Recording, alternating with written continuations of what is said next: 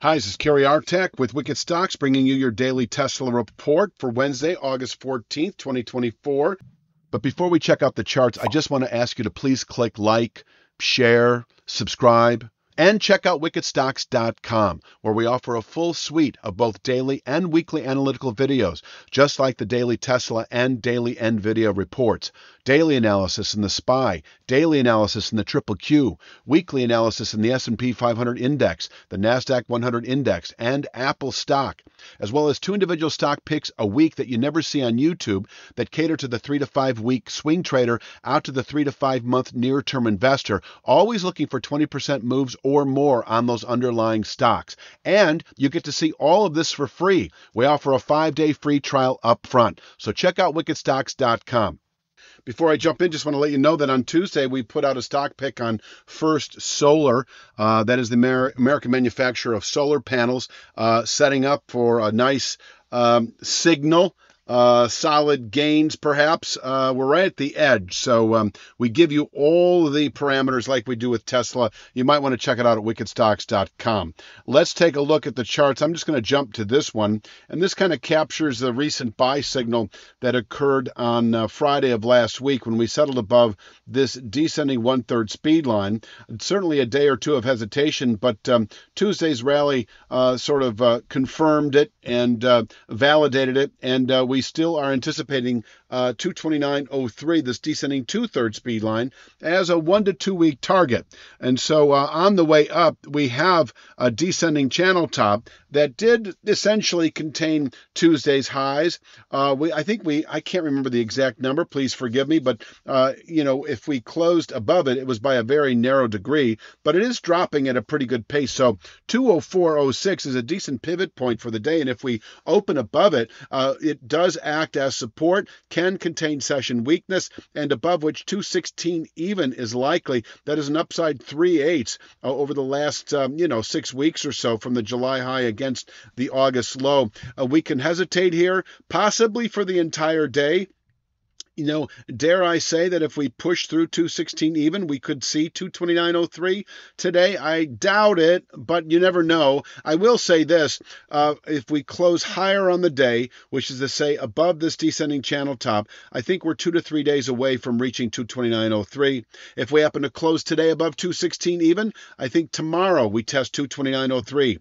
229.03 is a descending 2/3 speed line that I showed, earlier, right, where are you? Here? Yes. No, sorry, wrong chart here. And we settled above it, last Friday, 229.03, a 1 to 2 week objective, really.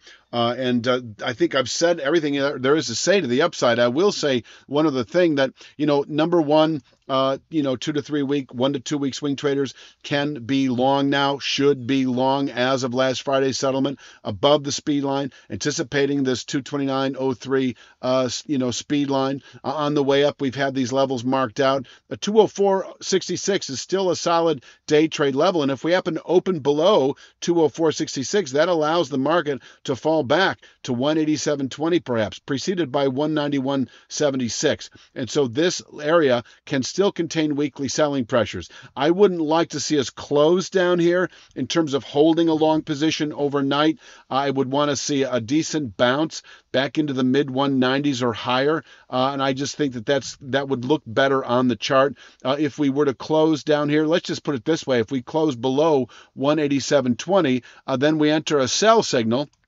This is not an updated chart, my apologies, but this should say 187.20 here. And if we were to close below 187.20, we've got 167.41 as a 1 to 2 week target. And yes, the 129.72 formation in reach over the next month or two, if we happen to close below that 187.20 speed line that we see here. A buy signal failure and a valid sell signal if we close below 187.20. That is a solid go with to the downside, not only into next week, but really through September trade, expecting the upper 120s within a couple of months. But we're not there. Where we are is a fresh buy signal that is only several days old, still anticipating a 229.03.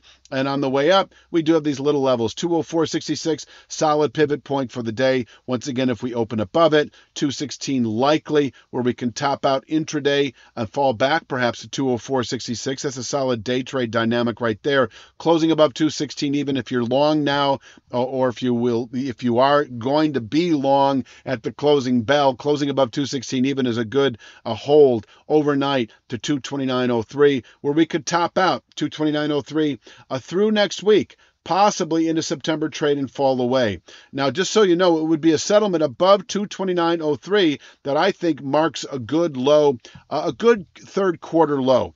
And that should then spark a follow-through rally within 1 to 2 months to 285.40. It could be quicker than that, but I would say within 1 to 2 months. Let's just say by the end of September, that takes us here into the low 300 area. I think that would be the likely outcome if we close above 229.03. Until then, this is your profit-taking area if you've been long the last few days, and your short sale zone if you're of the 3 to 5 day to the 2 to 3 week time frame, because we can fall off from here really through the rest of August activity.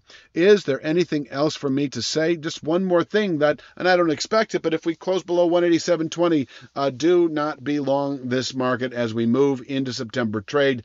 The upper 120s then in reach within 1 to 2 months. That would take us right about down here, and that could be within 3 to 5 weeks, perhaps.